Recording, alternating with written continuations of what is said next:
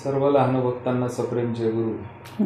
आज आपण महाराणा प्रतापनगर नागपूर या भागामध्ये आहोत आणि याआधी आपण अरुणरावजी देशमुख यांच्या मुलाखती घेतलेल्या आहेत। त्यांचंच हे घर आहे। बाबाजींच्या प्रतिमा इथे लागलेल्या आहेत। निस्सीम भक्ती त्यांची बाबाजींप्रती होती। तर त्यांच्या धर्मपत्नी आपल्यासोबत आहेत। काकू जय गुरु। जय गुरु। जय लहानूजी। जय लहानूजी महाराज। सर्वात आधी तुमचा संपूर्ण परिचय द्या। माझं नाव सौभाग्यवती उज्ज्वला अरुण देशमुख असं आहे आणि मी व्यवसायाने प्रिन्सिपल म्हणून होते, ती रिटायर्ड झालेली आहे। आणि सर्वात मोठा परिचय हा की मी या कुटुंबात आले, हे अत्यंत लहानूजी महाराजांच्या जवळीक असलेलं कुटुंब आहे, हे माझं मोठं भाग्य आहे। आणि या भाग्यामुळे मला काही गोष्टी बाबाजीच्या कृपेने आज जे काही आहे ते सगळं लहानूजी महाराजांचं आहे। माझा त्याच्यात काही अंश नाही। त्यांनी मला उत्स्फूर्त अशी भावना दिली, उत्स्फूर्त असं श्रेय दिलं आणि कार्य करत राहण्याचं एक धाडस दिलं, बळ दिलं म्हणा की धाडस दिलं म्हणा। आणि त्यानुसार मी वाटचाल केली।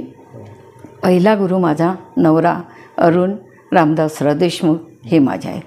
त्यांनी मला खालच्या लेवलची नोकरी करू दिली नाही। मी त्या लेवलला असताना टीचरशिप करू दिलं नाही।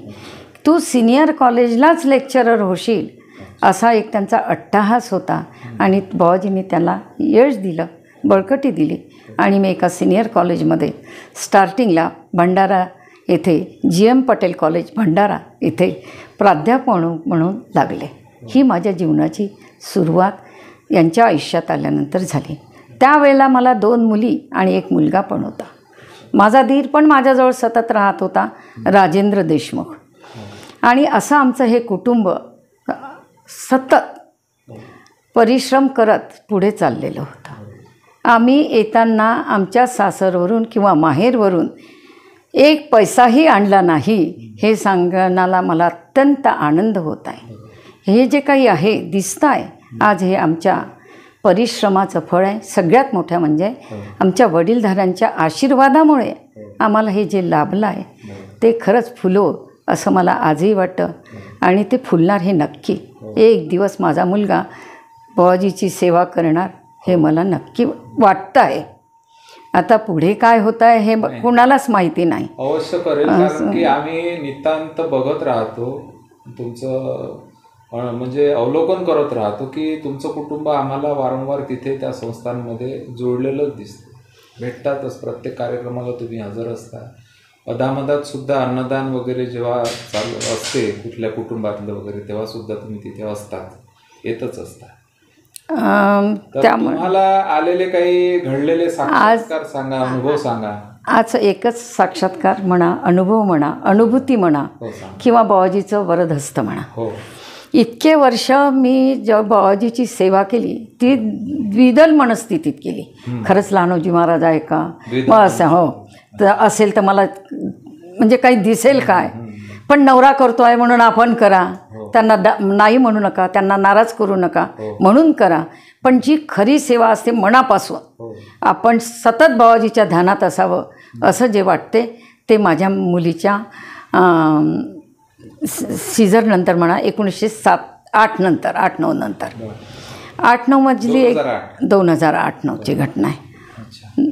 अत्यंत वाईट घटना होती अशी की माझी मुलगी मुंबईवरून डिलिव्हरीसाठी माझ्याकडे आलेली आणि तिच्यावर डॉक्टरांचं औषधही चालू होते, पण डॉक्टरांच्या अनवधानाने तिच्या पोटामध्ये एक गॉसपीस असतात सीझरच्या वेळेला, ते राहून गेलं। आणि ते राहून गेल्यानंतर 2-3 दिवसानंतर तिचं असं पोट फुगायला लागलं आणि तिला व्हॉमिटिंग व्हायला लागलं, टेम्परेचर आलं। त्याच्यानंतर ती असं वाटलं की आता ही जगू शकत नाही। त्यावेळेला ती मला सतत एकच वाक्य म्हणायची, मम्मी मी गेल्यावर माझ्या मुलीला सांभाळ, सारखं मी गेल्यावर माझ्या मुलीला सांभाळ। आता मलाही असं वाटायचं की आपण काय करावं आणि त्याच्यामुळे मग मी त्याला दुसऱ्या डॉक्टरकडे ॲडमिट केलं गेटवेलमध्ये।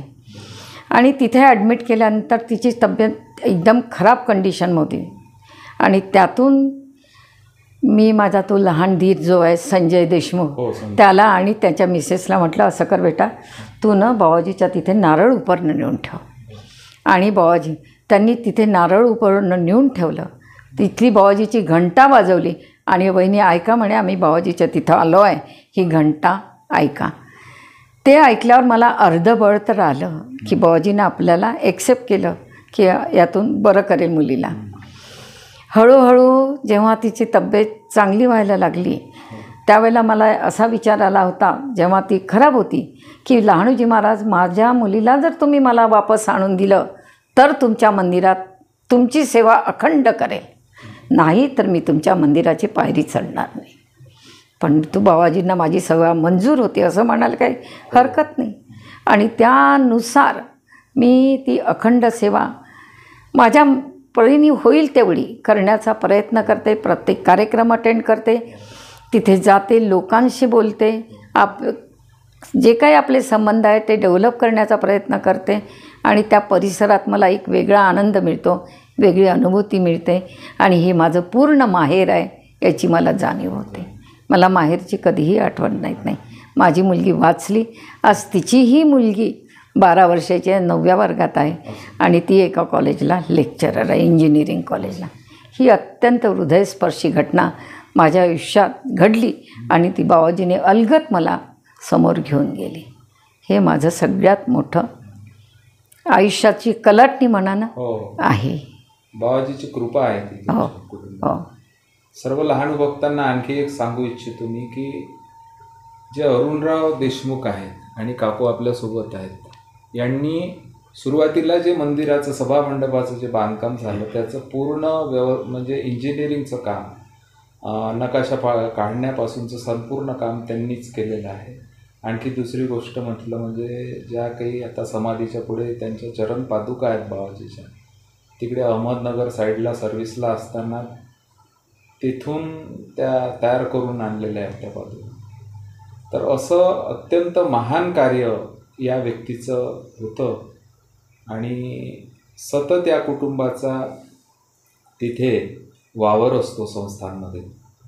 आणि काकूनं जे काही अनुभव आज आपल्याला सांगितले याबद्दल त्यांचा मी आभार मानतो. जय गुरु, जय लहानू. समर्थ लहानूजी महाराज की जय.